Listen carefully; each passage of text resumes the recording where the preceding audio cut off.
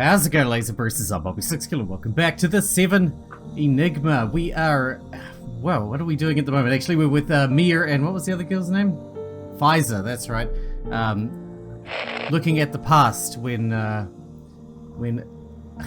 when Elijah joined up with them when he first was discovered sleeping in an alley and shit after everything had gone tits up, basically. Let's carry on, shall we? It was a tough one. At least the mission ended up a success. And he's trying to figure out whether he wants to stay here or move on. Lucky we got out undetected. Last thing we need is Bosk figuring out we aren't dead. You should have come, Elijah. We could have used the help. I probably wouldn't be much help out there, I don't think. What have you been doing here? What does it matter? None of your business. Pfizer looks over to see the orb-like device clutched in Elijah's hands. That thing again? You're obsessed over it even more lately. What's going on? Tell her it's none of your business. It doesn't matter, really. It's just some tech I'm trying to figure out a solution for. And what's that tech supposed to do? It's personal. Just drop it. They're so annoying. I should just try activating it already. Elijah, no more ignoring us. You've got to listen. We're getting really worried about you now. You're spacing out all the time, you often sleep all day, and you keep obsessing over that device. It's been months. You said you'd think over what I said ages ago. What's your plan? I never promised anything. If you want me to leave, just say so. Elijah, we don't want you to leave. We haven't overlooked all the work you've done for us. All the little tech jobs and building us those ID blocker chips. But something is clearly wrong. I know you weren't in a good headspace when we found you either. But I hope you'd be able to step up to the plate, given the opportunity. We have to be honest with you. We can't ignore this. I'm just trying to get ideas for how to fix this device. That's all. I'm fine. I sure hope so. Damn it, I just can't figure it out. I really should just activate it.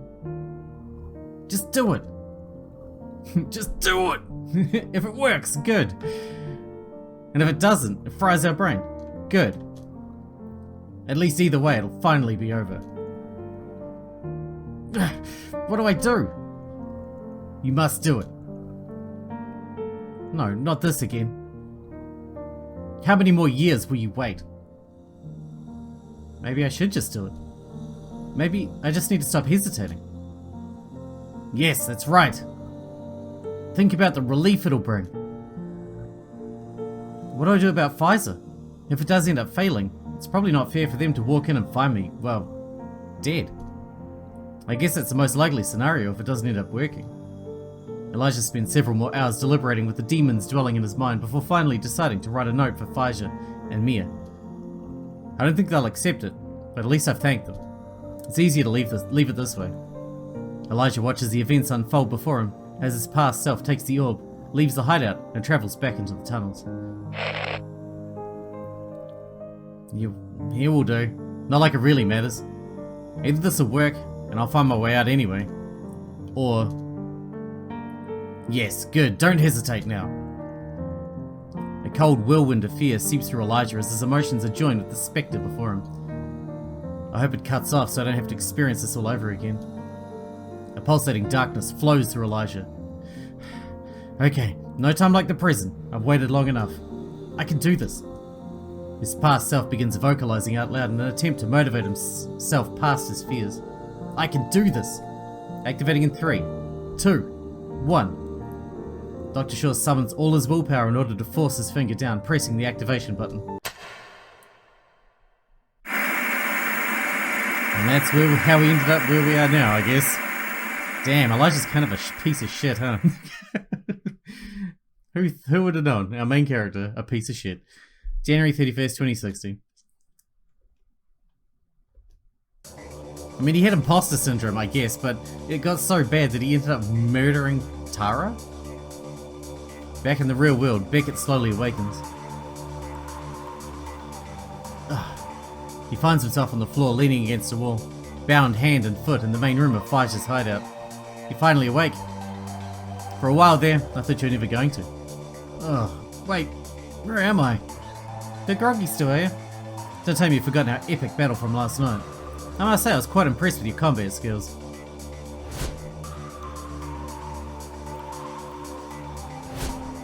Right. I was walking back from Lionel's in the eastern sector when you two jumped me. That's it. When we got back here, we loaded you up on a cocktail to keep you asleep for the night. Though, when you didn't wake up, I started to think we may have overdone the dose a little. But here you are in the land of the living, so at least we didn't kill you. Lucky me. Still, you are awfully calm right now. Most people have a little freak-out moment by this point. Well, I'm sorry to ruin your fun. What time is it anyway? Almost midday. Jeez, no wonder my whole body's aching. So where's the other one who was with you? She'll be back soon, just on an errand. Right. So what do you want with me anyway? You know capturing a Bosk operative is a straight death wish, so it's gotta be a good reason. Oh, it's hard to kill a ghost, though not impossible in my case. Anyway, you're right. We do have a good reason. We're looking for someone. Aren't we all? Well, I have a pretty good reason to suspect you know where he is. Really? And why do you think that? Although the tone is kept casual on the surface, the battle for supremacy in the conversation rages underneath. Beckett, an expert in interview and intimidation tactics, and Pfizer, an experienced campaigner, much his senior. They both understand the importance of winning the battle of the mind. I have eyes all throughout the western sector. Someone spotted you hauling in a prisoner who matches the description of someone we're looking for. So you kidnapped me just for that? Not very smart if you ask me. Well, we weren't planning on just tracking you till we found him, but then he spotted us last night, so we improvised. Now, if you'd be so kind as to tell me what we need to know, then you may very well get out of this alive. I see.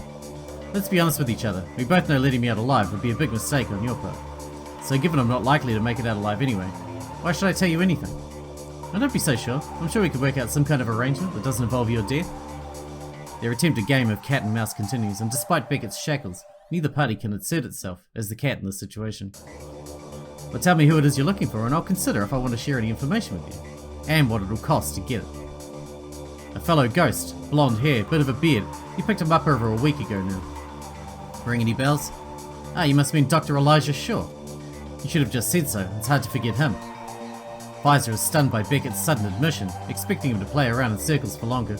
Beckett, however, understands the importance of remaining unpredictable in such situations. How keeping Pfizer guessing also stops her controlling the flow of the conversation. Yeah, that's right. We want to know where he is now. Wish I could help you, but I don't know. What do you mean? What you just said proves you have him. Had him is more accurate. It's true. I found a guy passed out who wouldn't respond to an ID scan, which was strange enough, but the fact that somebody actually came along and broke him out of a Bosk facility, well, I still don't think I've wrapped my head around that stupidity yet. Broke him out? What are you saying? What do you think I'm saying? What I just said? Who could have possibly broken him out? Not even I could have achieved that. Tell me, who was it? I'll consider telling you, but I need some kind of assurance I'm getting out of here. Seems like a fair deal in my eyes. Pfizer pauses, staring intently at the man in shackles as she weighs up her options. Let's be clear about something. In this situation, I'm the one with the power. It might seem like a fair trade on the surface, but I'd have to be pretty dumb to assure you won't come out of this. You won't come after me once this is over. With Bosk's resources, it'll only be a matter of time before you find me. Even if to you I'm a ghost. How about we change the deal simply to this? I'll give you a quick, painless ending if you tell me what I need to know. This time it was Beckett who takes time to assess the situation. He aims a piercing gaze at Pfizer, one intended to weigh her up and test her resolve. I see. That was very telling. I'll tell you what, I have a proposal for you. I'm scared out rejecting it anyway. Well then, hurry up. What's your proposal? I'll give you one bit of free information. If you want more, you'll need to come up with a better deal. I'll take the bit of free information, but I won't guarantee you a better deal. Okay then, well here it is. The group that broke into the facility escaped afterwards in a modded vehicle, one with the ID detection systems removed. We eventually ascertained who the driver was. Her name was Amelia Miller. Pfizer attempts to show no reaction to this information, but the surprise revelation brings the slightest involuntary tension to her body, a visual cue that Beckett was looking for. Interesting. Well, that's all you get for now. If you want more, I suggest we work out a better deal. You'll be waiting a long time then. Beckett notices his opening. Seeing Pfizer's attention has wavered as she's processing this new information. Beckett shuffles a little on the floor before responding. I don't think I'll be waiting long at all. The Bureau is probably coming for me as we speak. My assistant knows my routine well. He will know something's up, and my ID signature will lead him right here. The clock is ticking for you. Well, seeing the perfect moment when Pfizer's attention had lulled, Beckett springs forth, leaping off both feet, straight towards Pfizer, who had unknowingly gotten slightly too close. With arms still shackled behind his back, he turns while in the air to reveal a small, sharp object clutched behind his hands, which is now heading straight up towards Pfizer. Pfizer, although surprised, makes a quick adjustment and manages to avoid a direct blow, but can't avoid a grazing cut to his side. Damn it! Beckett crashes to the floor. Pfizer in reply aims a sharp kick straight at him, though Beckett rolls narrowly, avoiding a chopping foot. Pfizer sends a follow-up kick, though this one can't be avoided. He manages to block the strike partially with his legs, but without the proper movement of his limbs, and being pinned between Pfizer and the wall, Beckett is now truly out of options. That was pretty dumb of you. What did you possibly think was going to happen? Pfizer aims another kick at Bennett. This one, a heavy blow connecting with his side. Pathetic. Well, no point going down without a fight. Pfizer looks suspiciously down at Beckett, but before she can land the next blow, the door flies open. The two heads jolt toward the door, where Mia is dashed through with urgency. They're coming. We gotta move. Bosca? Damn it. That was way quicker than expected. Pfizer clicks her tongue before switching gears to move into action. I think we got enough info out of him anyway. Pfizer stares at Beckett for a moment before her thoughts are interrupted. Quick, we gotta get out of here. Right. The two dash out the back door, leaving Agent Beckett to regain his breath. Shortly after, a group of officers storm the hideout. Secure the area. Yes, sir. Over here. Sir? The officer rushes over to Beckett's side, who is still laid out on the floor in the corner of the room. Hey, you over there. Scout the area while I take care of Agent Beckett. Right away. Don't worry, sir. We'll get them for you. Which way did they head? That won't be necessary. Let them go for now. Sir? I have my reasons. You probably won't find them anyway. Not without being able to scan for them. But sir, if we just... That's an order, officer. If you say so, sir. The officer raises his voice to the others before they manage to leave the premises. You heard the agent? Stand down. He then turns his attention back to Beckett, who is still bound on the floor. Here, come with us. We'll get those cut off for you back at the facility. Right, let's go. Oh, and sir? Beckett quickly recognizes a sense of nervousness over the officer. Let me guess. Lionel wants to see me right away. Yes, sir. Should have expected this. Contact his PA and let them know I'll be there later tonight, if that works for them. Alright, let's go get these things off me. Beckett gets to his feet and makes his way with the officers. What a day.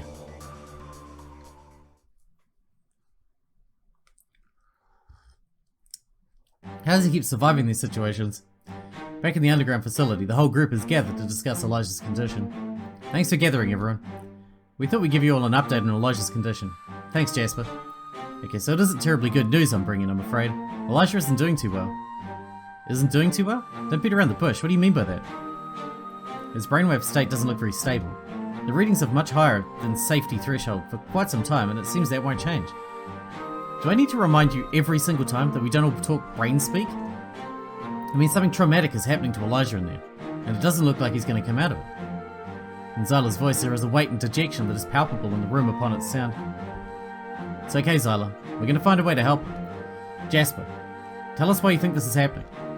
All I can report to you is that he appears to be stuck in some kind of traumatic loop. His brain might be caught in some kind of cycle around an event of some kind. Is that because the machine messed up somehow? Possibly. I can't really be sure. What are you saying? I've been with him all night. The whole time he seemed to be in some kind of pain. But even the machines still seem to be working. I think something really bad is happening in there, and now he's trapped. Yeah, it seems he was still processing normal memories most of yesterday. He was showing a high reading of trauma, but it still appeared everything was functioning. That was until around 10 AM, when his brainwaves suddenly shifted. So you're saying the machine is no longer replaying memories, and for some reason, Elijah is stuck in a strange cycle of some kind. That's right. His brain patterns are quite similar to how they were when we first found them.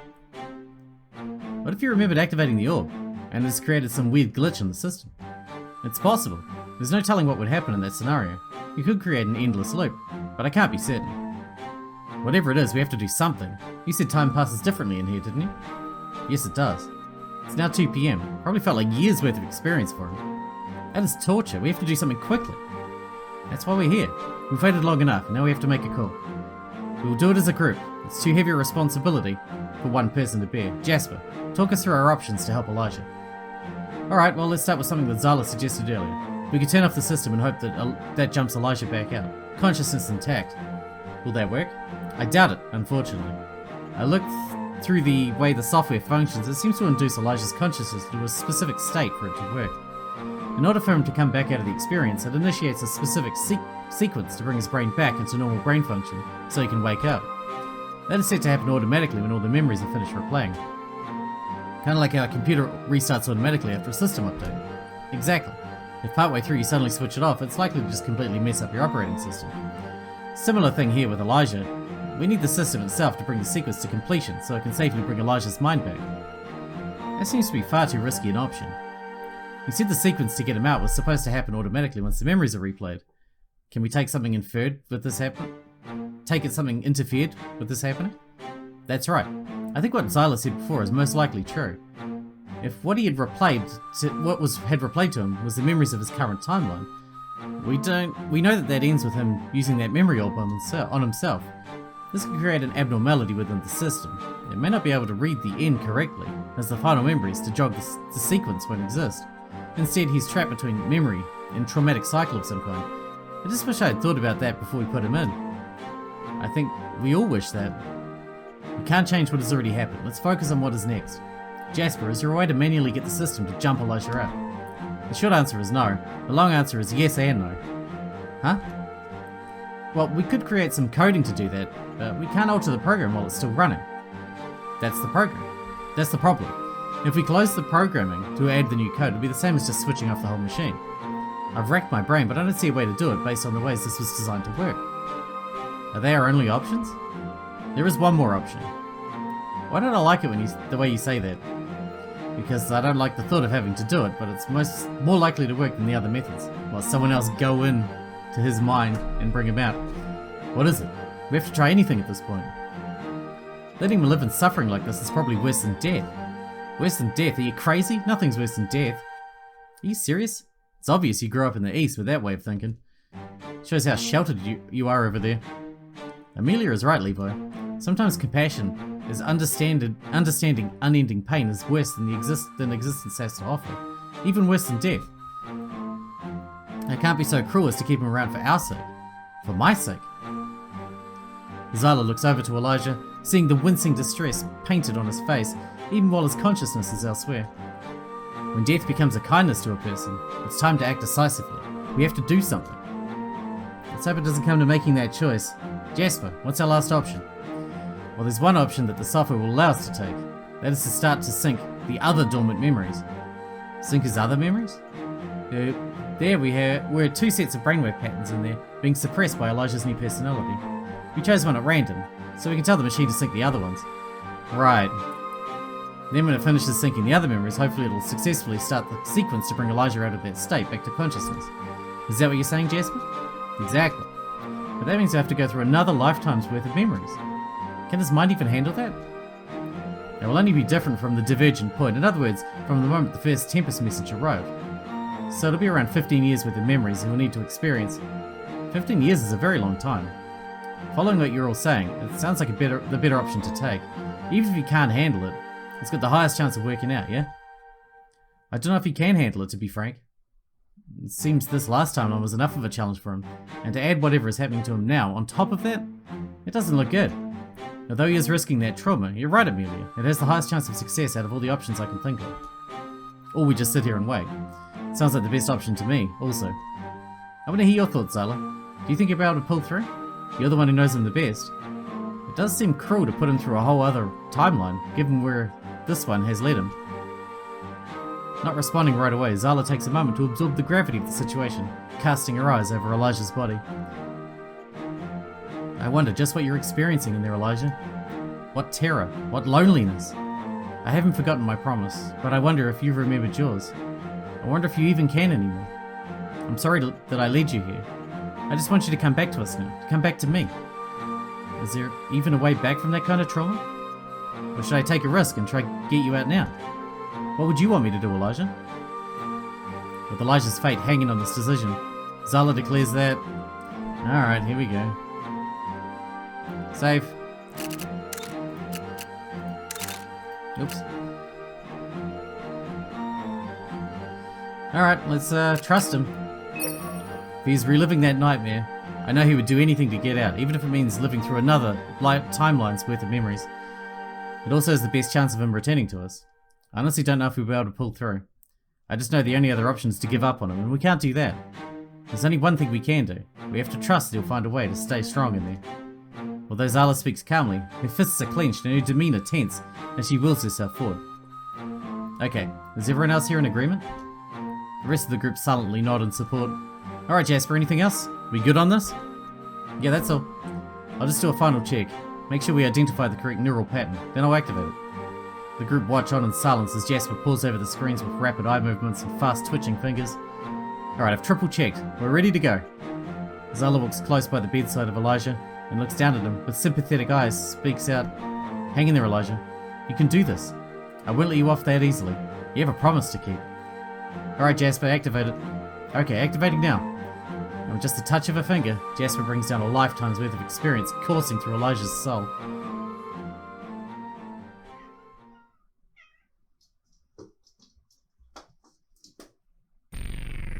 Chaos rages. Nothing can be called decipherable. Nothing understandable. Nothing tolerable. There is no exit. There is no relief. Only persistent inconsistence. Only disorienting turbulence. Only wretched misery. Elijah remains locked in a fragmented void, retaining some faint semblance of consciousness, yet imprisoned by the unending and repeated fluid void laid out before him.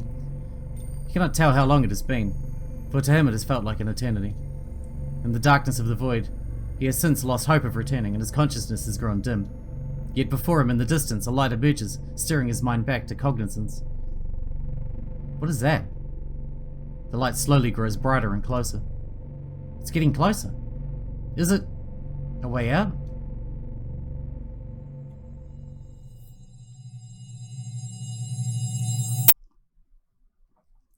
The light envelops Elijah, bringing a complete change of sensation and perception. His world crystallizes to become apprehensible again. His scattered thoughts start to reorganize themselves. And we're almost done. I run a final diagnostic report, just to be sure. What's going on? What am I seeing? Good, kind of scary now. The moment we turn it on, it could be something huge or nothing at all. Though even if we don't get a message come through, it doesn't mean it doesn't work. This could just be the initial timeline after all. Could be. Who knows really? Only one way to find out. That's right, I'm still in the memory machine. Damn it, how long has it been? Ugh, I've got to get out of here. And didn't I see this memory already? Don't tell me it's going to repeat all over again. Was this some kind of glitch? I can't go through all that again. Elijah snaps back to watch the scene unfold before him, seeking to calm himself and gain clues about his situation. How long will the diagnostic report take?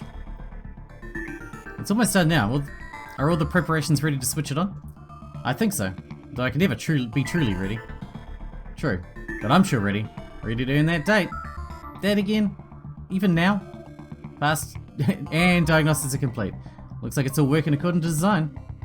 Good, right then. I guess this is our moment. Sure is. Would you do the honors? We'd love to.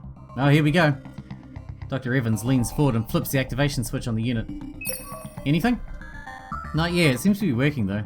Connection to the Tempest field confirmed. I guess we just wait, see if anything comes through. If it doesn't, either it doesn't work or we're on the first loop. I guess so. Time to play the waiting game then. This is when they receive the Tempest message. Elijah watches on as the hours roll by in the scene in front of him. Wait a minute. I swear the message came through almost straight away after switching it on. Why didn't I see it come through here? Oh, this is so disappointing. I was really hoping we were going to get a message from the future, like maybe some earth-shattering information or request to save the world. You've certainly not reined in your wild fantasies, I see. Jeez, what will we do with you? Anyway, I'm kind of disappointed too. I was hoping to get a message of some type. Wait, in these memories, I didn't see them receiving the Tempest message from the future. That must mean I'm not seeing the same memories as last time. These must be the memories sent from line 0. Jasper must have activated them for some reason. But why? And does that mean I've been stuck in this thing another 15 years worth of memories? Yeah, I really did think there was a good chance we'd get a message though. Still, doesn't mean it doesn't work though, right? Like I said earlier, it could just mean this is the very first timeline the receiver was built in. It could do, I guess. Suppose that means it's up to us to build the transmitter now. I guess it does, but not knowing if this thing works is the worst part of all this though. Oh yeah? And what is? Oh, we can't go on that date now. Really? That's what you think the worst part of all this is? Oh man. Tara has a small chuckle before continuing on. You know what? I'm pretty disappointed about not getting any messages come through. So even though we can't go out for the celebratory drink, maybe I'll let you take me on a consolation drink instead. Alright. I'll make it the best consolation night you've ever had. The youthful vigor and passion of this past version of Elijah once again floods into his latest iteration. Look at him, so ignorant, so naive. It's so frustrating. He has no idea what he or I is capable of under the right conditions.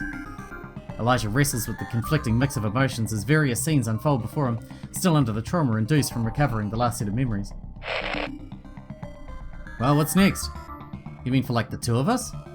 No! For the research, of course. Right. You finished up your qualifications now, largely thanks to having the best supervisor around. Or I finished it in spite of the supervisor, one might say. Though all things considered, I'm hardly complaining getting to have you as my supervisor. Well, now that you've finished, and can work unsupervised, you're going to stay on at our lab. It'd be great to keep you. Good to have some talented young blood around. Not like you to be giving out compliments.